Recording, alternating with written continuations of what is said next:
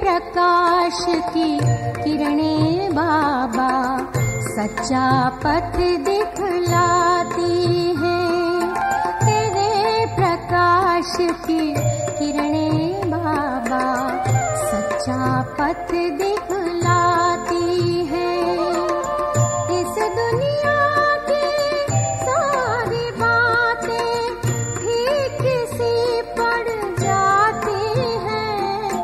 इस दुनिया की सारी बातें ठीक सी पड़ जाती हैं। तेरे प्रकाश की किरणें बाबा सच्चा पथ दिखलाती है।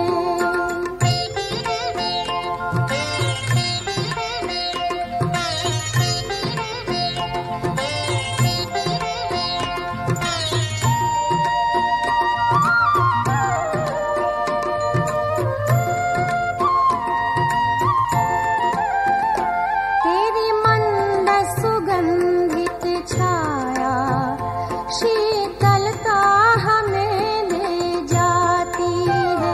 तेरी मंद सुगंधित छाया शीतलता हमें ले जाती है। तेरे मुख की मीठी वीणा हर मन के साज सजाती है। तेरे मुख की मीठी वीणा हर मन के साज सजाती है। चितवन तेरी निराली हर पथ में फूल बिछाती है।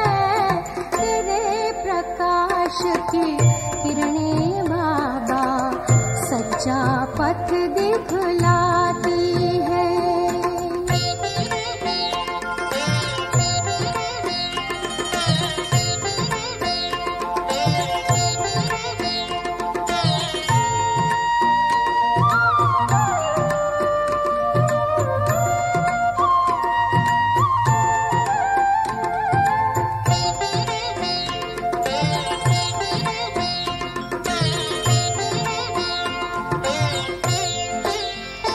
तेरी दया दृष्टि मेरे बाबा माया के बंध तुड़ाती है। तेरी दया दृष्टि मेरे बाबा माया के बंध तुड़ाती है। तेरे कदमों की परछाई भूल नहीं भुलाती है। तेरे कदमों की परछाई भूल नहीं भुलाती है। देख के तेरा रूप रूहानी देह वृत्ति मिट जाती है।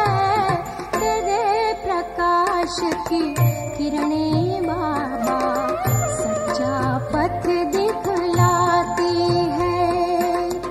इस दुनिया की सारी बातें ठीक सी पड़ जाती हैं। तेरे प्रकाश की किरणें बाबा सच्चा पथ दिखलाती है। सच्चा पथ दिखलाती है। सच्चा पथ दिखलाती है।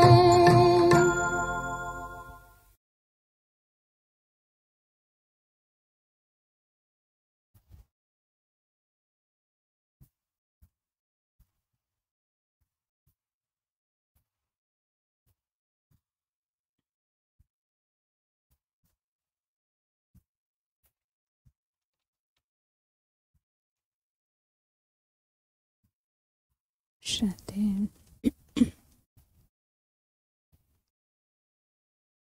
आज बाबा के 18 मार्च 71 के महावाक्य हैं। भट्ठी माना परिवर्तन, हर चीज का परिवर्तन। भट्ठी माना अपने संपूर्ण स्टेज को प्राप्त करना। भट्ठी माना बाह्य जगत से ऊपर अंतर्मुक्ता का अनुभव करना। भट्ठी माना बाबा से सर्व संबंधों की अनुभूति करना।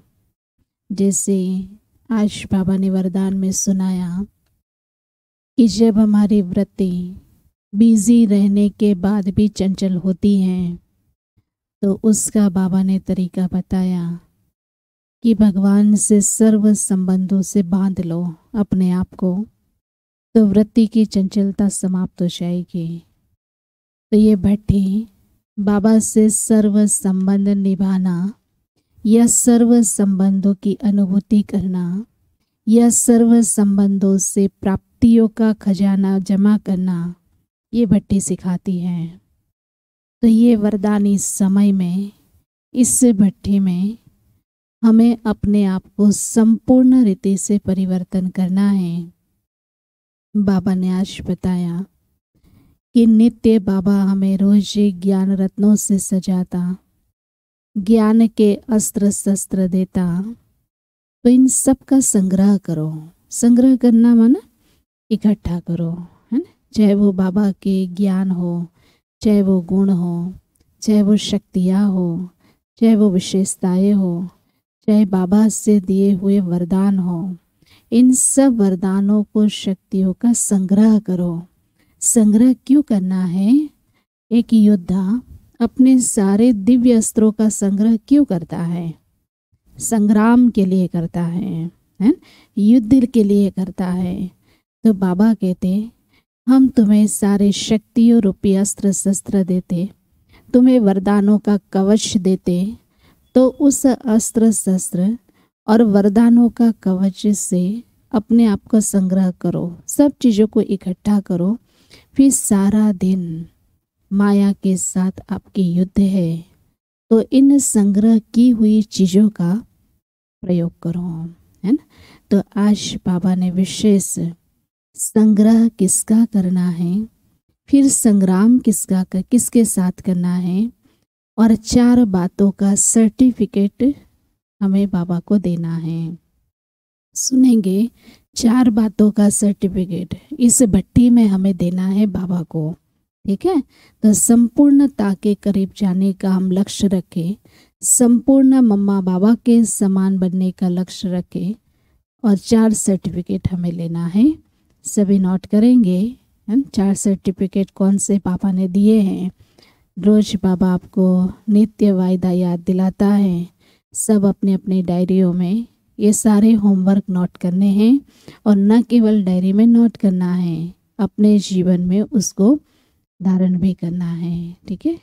तो आज बाबा के महावाक्य हैं विजयी बनने के लिए संग्रह और संग्राम की शक्ति आवश्यक है।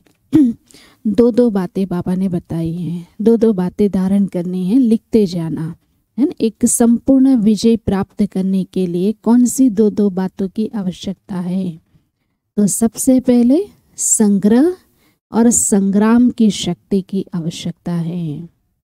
आज विशेष भट्ठी वालों के लिए बुलाया है। बाबा किस लिए आया आज आपके बीच में? भट्ठी वाले बच्चों के सामने आए हैं। भट्ठी वालों ने क्या क्या धारणा की है, ये बाप दादा देख रहे हैं। आज खास 2 बातों की धारणाएं हर एक के इस साकार चित्र द्वारा देख रहे हैं। 2 शक्तियों की धारणा देख रहे हैं कि कहाँ तक अपने में अपनी यथाशक्ति धारण की है। तो वह दो शक्तियाँ कौन सी देख रहे थे? एक तो संग्रह करने की शक्ति, दूसरी संग्राम करने की शक्ति। संग्रह बाबा से जो सागर हमें रोज भर भर के देते हैं, उसको हम अपनी बुद्धि रूपी झोली में कितना संग्रह करते हैं, कितना धारण करते हैं, क्योंकि सबकी बुद्धि यथाशक्ति है। सागर तो दे रहे हैं, लेकिन सब अपने अपने शक्ति अनुसार ले रहे हैं। तो हम अपनी बुद्धि को चेक करें कि सागर के द्वारा मिले हुए खजाने मैंने अपने जीवन में कितना संग्रह किया है। दूसरा, माया के सामने संग्राम करने की शक्ति कितनी है। कहीं माया के तूफानों से डरते तो नहीं हैं। जो सर्व शस्त्रधारी होंगे, वरदानों से सुसज्जित होंगे, जिसके स्टॉक में सारे खजाने संग्रह है, वो माया के तूफानों से डर नहीं सकते, वो संग्राम करने की शक्ति रखते। तो बाबा हर बच्चों में ये दो शक्तियाँ देख रहे थे। संग्रह करने की शक्ति भी अति आवश्यक है। तो जो भट्ठी में ज्ञान रत्नों की धारणा मिली है, उसको बुद्धि में संग्रह करना, और इस संग्रह करने से ही लोक संग्रह कर सकेंगे। इसलिए संग्रह करने की और फिर संग्राम करने की दोनों शक्तियाँ जरूरी है। दोनों शक्तियाँ कितनी धारण की है? दोनों में कोई की भी कमी होगी तो कमी वाला कभी भी विजय नहीं बन सकता।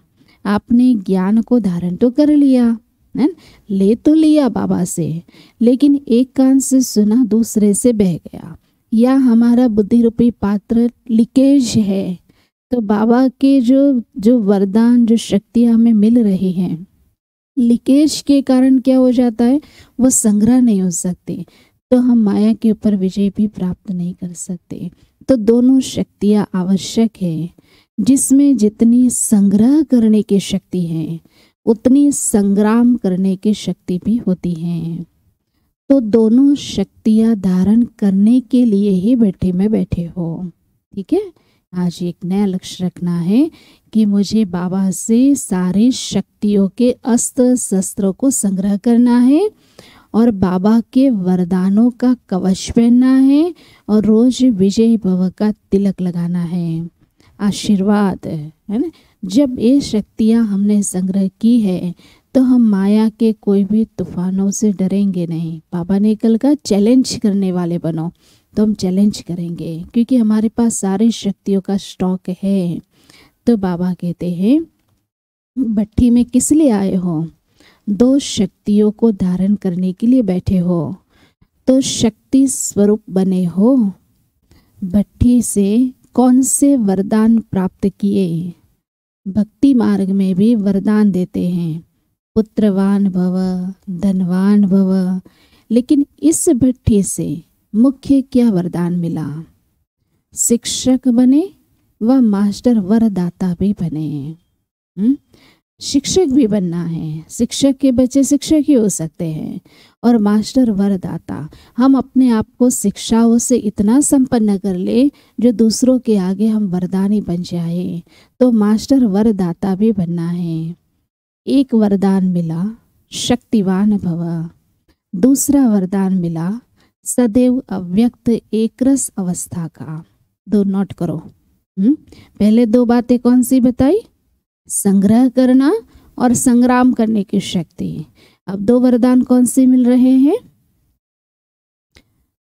दो वरदान, एक मिला शक्तिवान भव, शक्तिवान भव। दूसरा वरदान अव्यक्त एक रस अवस्था का, अव्यक्त एक रस अवस्था। तो इन दोनों वरदानों में दोनों ही बातें समाई हुई हैं, शक्तिशाली भी हो और एक रस अवस्था वाले भी हो। तो ये दोनों ही वरदान प्राप्त करके संपत्तिवान बनकर अपना प्रैक्टिकल सबूत दिखाने जाना है। बाबा के पास भट्ठी में बैठे हैं अपने आप को शक्तिशाली बनाने के लिए। फिर यही शक्ति रूप दुनिया के आगे हमें प्रत्यक्ष करना है।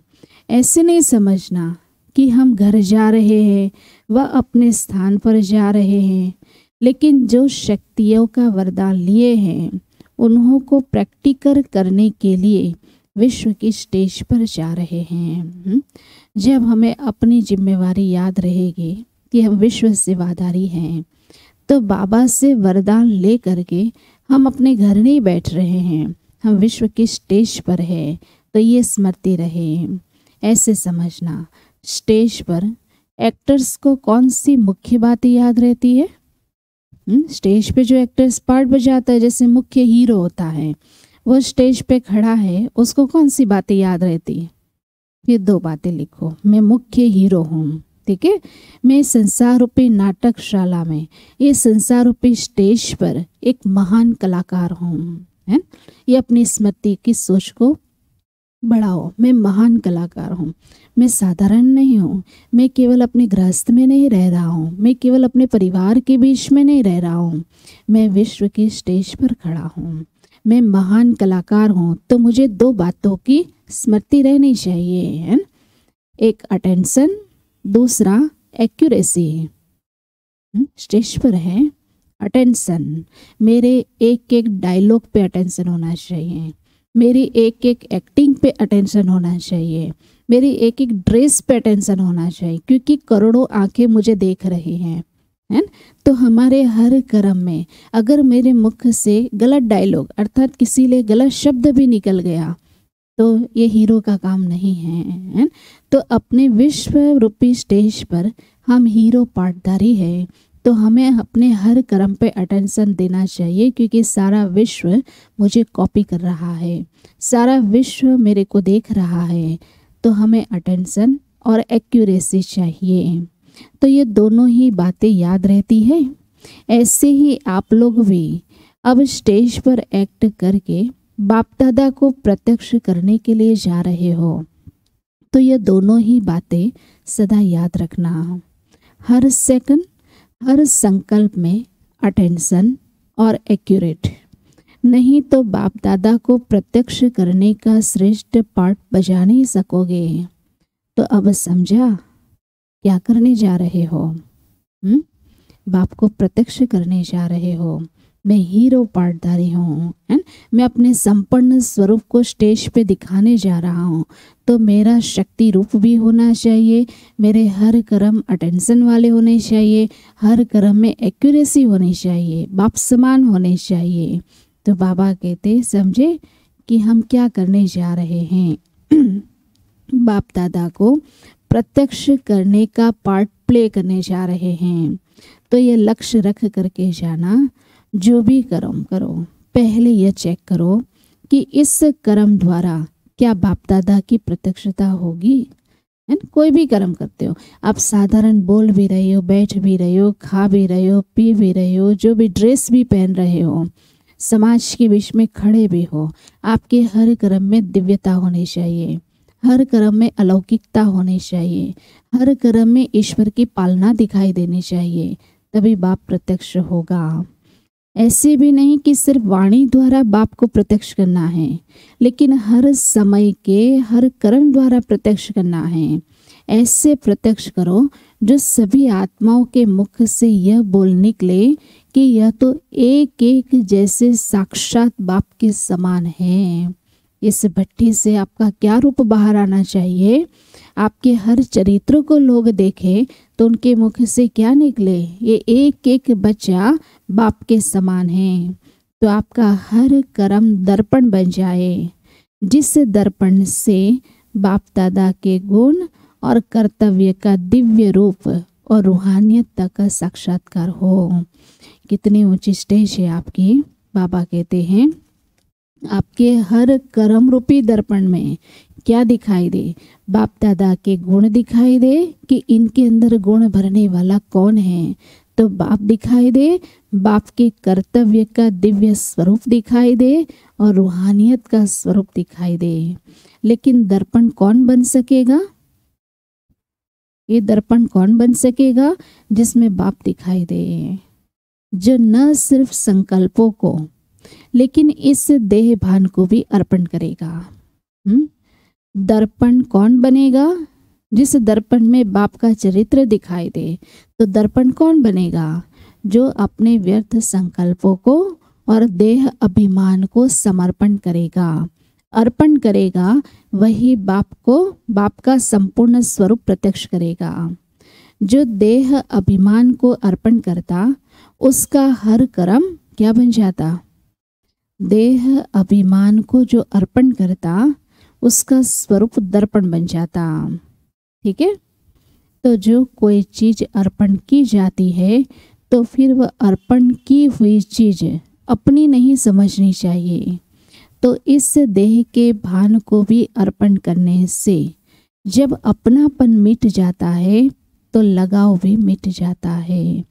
तो ऐसे समर्पण हुए हो, है ना? आप में बाप कब दिखाई देंगे?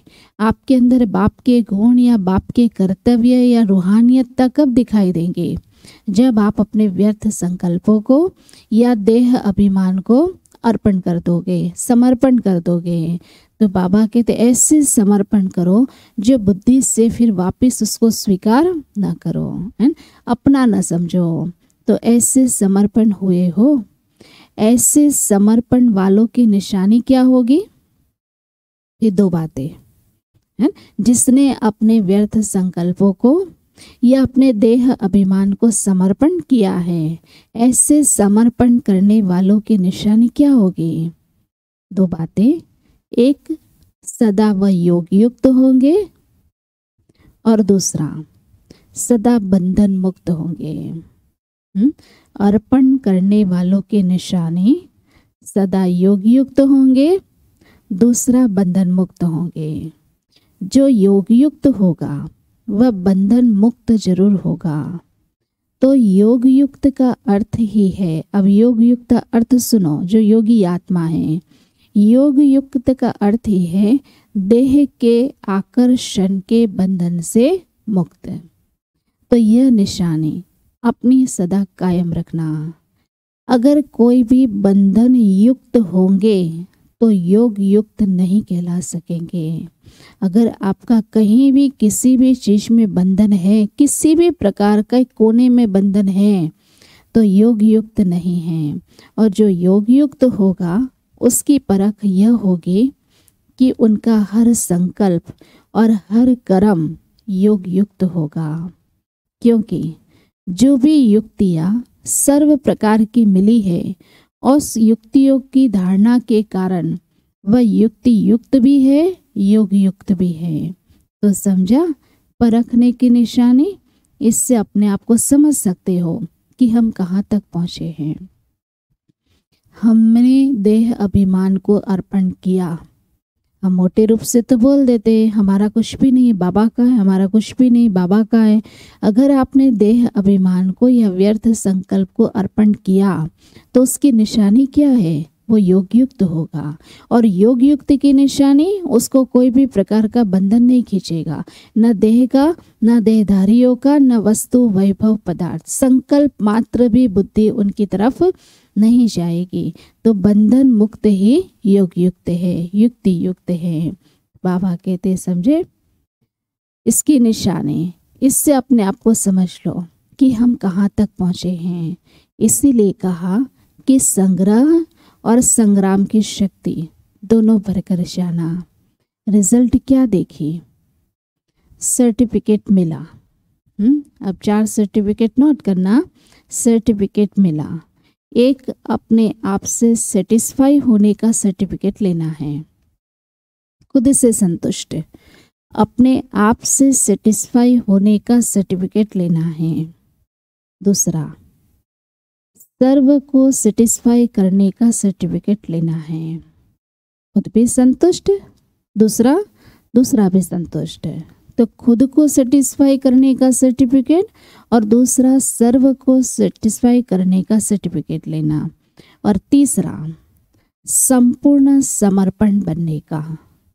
तीसरा संपूर्ण समर्पण, जो बाबा ने आज बताया, संकल्पों सहित अपने आप को अर्पण कर दो, देह सहित अपने आप को अर्पण कर दो। उसकी निशानी संकल्प में भी इस दुनिया का कोई भी आकर्षण आपको खींचे नहीं। तो यह है संपूर्ण समर्पण। ये 3 सर्टिफिकेट और चौथा भी बाबा अभी बताते।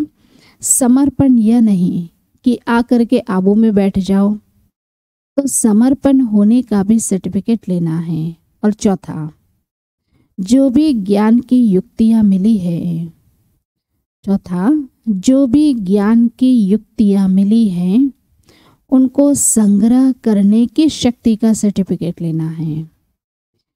उनको संग्रह करने की शक्ति का सर्टिफिकेट लेना है। 4 हो गए। स्वयं को सेटिस्फाई करने का सर्टिफिकेट, सर्व को सेटिस्फाई करने का सर्टिफिकेट, संपूर्ण समर्पण करने का सर्टिफिकेट, चौथा, बाप से जो ज्ञान रूपी खजाने हमें मिले हैं या शक्तियां हमें मिली है या वरदान हमें मिले हैं, उसको संग्रह करने की शक्ति का सर्टिफिकेट लेना है। ये 4 सर्टिफिकेट अपने टीचर से लेके आना। ठीक है, ये 4 सर्टिफिकेट अपनी टीचर से लेकर आना। कोई भी बात में 100 मार्क्स भी इस ग्रुप को है। वह कौन सी बात? पुरुषार्थ के भोलेपन में 100% हो। पुरुषार्थ के भोलेपन में 100% हो। पुरुषार्थ में भोलापन ही अलबेलापन है। तो ये एक विशेष गुण भी है और यह सभी को परिवर्तन करने की तीव्र इच्छा भी है। हम चाहते हैं भोलापन, इतने भोले बन जाते हैं कि वो भोलापन अलबेलेपन में परिवर्तन हो जाता है। हम तो बाप के बन ही गए, अच्छी बात है, ये भोलापन है आपका। हम तो बाबा के हैं ही, हम तो बाबा के बन ही जाएंगे, बन ही गए हैं, हम तो विजय बन ही जाएंगे, हम तो स्वर्ग के मालिक बन ही जाएंगे, ये भोलापन है। लेकिन इस भोलेपन में फिर कोई पुरुषार्थ की तीव्रता न हो तो ये अलबेलापन है। आज नहीं कल कर लेंगे, कल नहीं परसों कर लेंगे, तो ये अलबेलापन है। तो इस विशेष गुण को परिवर्तन करने की इच्छा है। इसीलिए बाप दादा इस ग्रुप को उम्मीदवार ग्रुप समझते हैं। अब अपना टाइटल भी याद रखना है। ये भट्टी में जो बैठे हैं उस ग्रुप को बाबा ने उम्मीदवार ग्रुप कहा। अब बाबा जो 3 दिन से आपसे कुछ वायदे करा रहे हैं, इस वायदे पे खड़ा उतरना है। बाबा ने जो हम बच्चों पे उम्मीदें रखी है, उस उम्मीदों को पूरा करने वाला ही यह ग्रुप है। जो बाबा के महावाक्यों को सुन रहे हैं, बाबा उनमें पूरी उम्मीद रखी है। जो तीव्र पुरुषार्थ के लिए भट्टी में बैठे हैं, अपने आप को परिवर्तन करने के लिए बैठे हैं, बाबा ने उन बच्चों में उम्मीदें रखी है। तो बाबा देख रहा है इस ग्रुप को उम्मीदवार ग्रुप है। तो बाबा कहते बाबा इस ग्रुप को उम्मीदवार ग्रुप समझते हैं, लेकिन उम्मीदें तब पूरी कर सकेंगे जब सदैव नम्रचित होकर रहेंगे। उम्मीदवार क्वालिटी हो, लेकिन जो क्वालिटीज मिली है उसको धारण करते चलेंगे, तब प्रत्यक्ष सबूत दे सकेंगे। तो समझा, ज्ञान का सांझ सुनने में और राज सुनने में अच्छा तो लग रहा है ना। ज्ञान सागर मुरली बजा रहा है, मुरलीधर मुरली बजा रहा है, तो मुरली की साज सबको अच्छी लग रही है ना। बाबा कहते लेकिन अब क्या करना है? ज्ञान के एक एक राज सुनने में मजा तो आ रहा है, अब क्या करना है? राज युक्त बनना है। योग अच्छा है, लेकिन योग युक्त बनना है। बंधन मुक्त बनने की इच्छा है, लेकिन पहले देह अभिमान का बंधन तोड़ना है। सुना, ज्ञान के राज को समझना अच्छा लग रहा है, लेकिन अब राज युक्त बनना है। ठीक है। दूसरा, योगी युक्त हो, योगी तो हो, लेकिन अब योग युक्त बनना है। बंधन मुक्त बनने की इच्छा तो है, लेकिन पहले देह के बंधन को खत्म करना है, फिर सर्व बंधन मुक्त आप ही बन जाएंगे। तो समझा, बस अब यही कोशिश करो। सर्टिफिकेट लेने की कोशिश करो, ज्ञान का संग्रह करने की कोशिश करो और माया के साथ युद्ध के लिए तैयार रहो। ठीक है। सबूत मूर्त और सपूत बनना है। 2 बातें और लिख दो। सबूत मूर्त, बाबा हमें पालना दे रहा है, बाबा हमें प्यार कर रहा है, तो उसका कुछ तो सबूत हमें देना पड़ेगा। बाबा, आज बाबा ने कहा गीत, आज की सुबह मुरली का गीत, आकाश सिंहासन छोड़ करके मैं आया हूँ, पतित दुनिया पतित शरीर में आया हूँ। किस लिए आया हूँ? तुम्हें पावन बनाने के लिए, तुम्हें दुखों से लिबरेट करने के लिए, तुम्हें बंधन मुक्त बनाने के लिए। तो जब वो परम ज्योति, वो सुप्रीम पावर, परम पूज्य परमात्मा अपना पवित्र धाम छोड़कर मेरे लिए नीचे आया है, तो हमें कुछ तो सबूत देना होगा, है ना। जो आज बाबा ने कहा तुम्हारे चरित्रों में बाप दिखाई दे, बस यही सबूत है। हमारे हर कर्म में, हमारे बोल में, हमारे हर व्यवहार में बाप के गुण, बाप के कर्तव्य दिखाई दे, बाप की पालना दिखाई दे, यही उसके लिए सबूत है। तो बाबा कहते सबूत मूरत बनो और सपूत बनो, ठीक है। शक्तिवान बनो और संपत्तिवान बनो, दो और लिख लो, शक्तिवान और संपत्तिवान बनो, ठीक है। हर एक अपने आप से प्रतिज्ञा की है ना, जो प्रतिज्ञा की जाती है उसको संपूर्ण करने के लिए पावर भी अवश्य इकट्ठी करेंगे। कल तो बाबा ने आपसे कितने सारे वायदे लिए ना, सबने डायरी में नोट किए। सुबह भी बाबा ने कुछ वायदे कराए थे, कल शाम को भी कुछ वायदे कराए हैं। तो वो वायदे पूरा करने के लिए आपको शक्ति तो चाहिए, पावर तो चाहिए।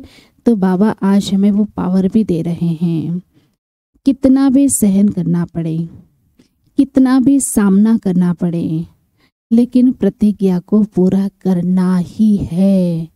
ये भी एक वायदा लिख लो।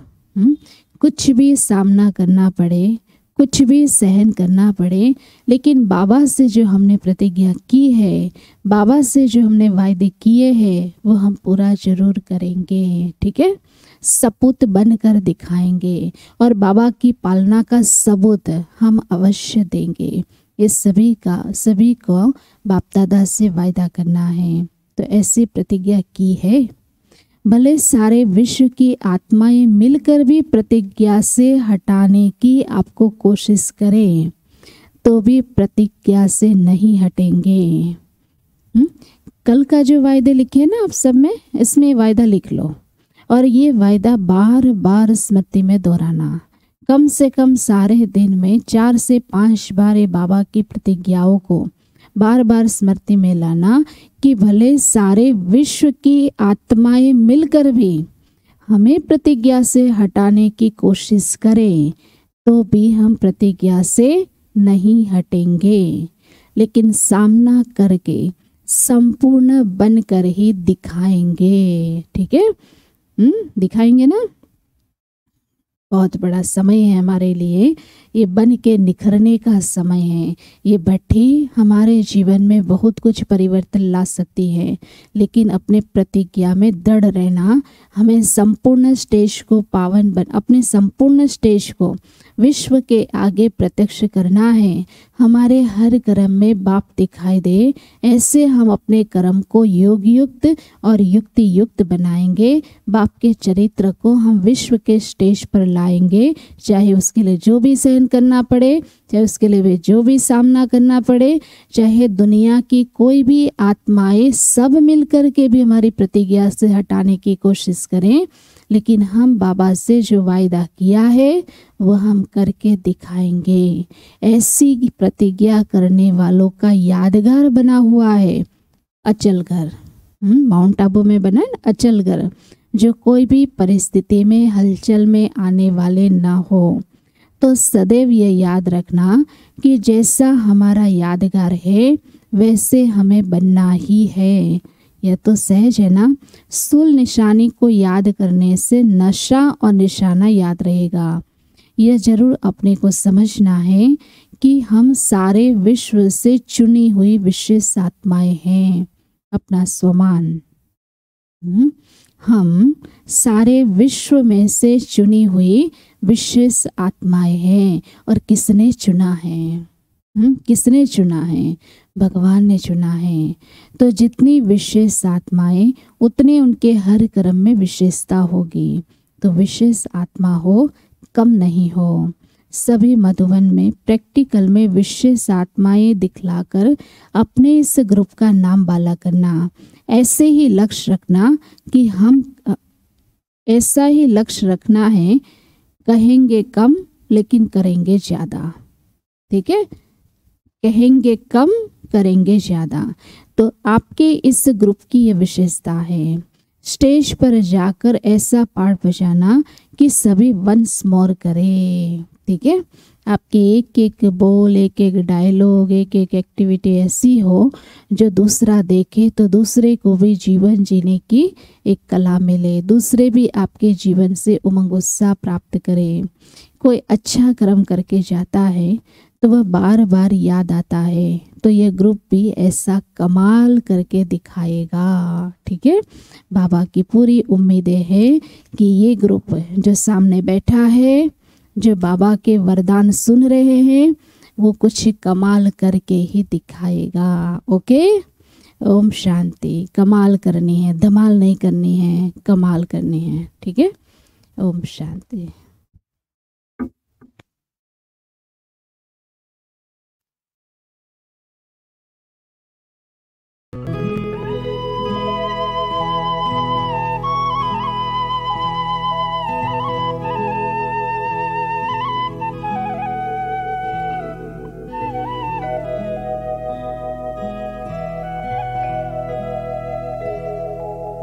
तुम ही से दे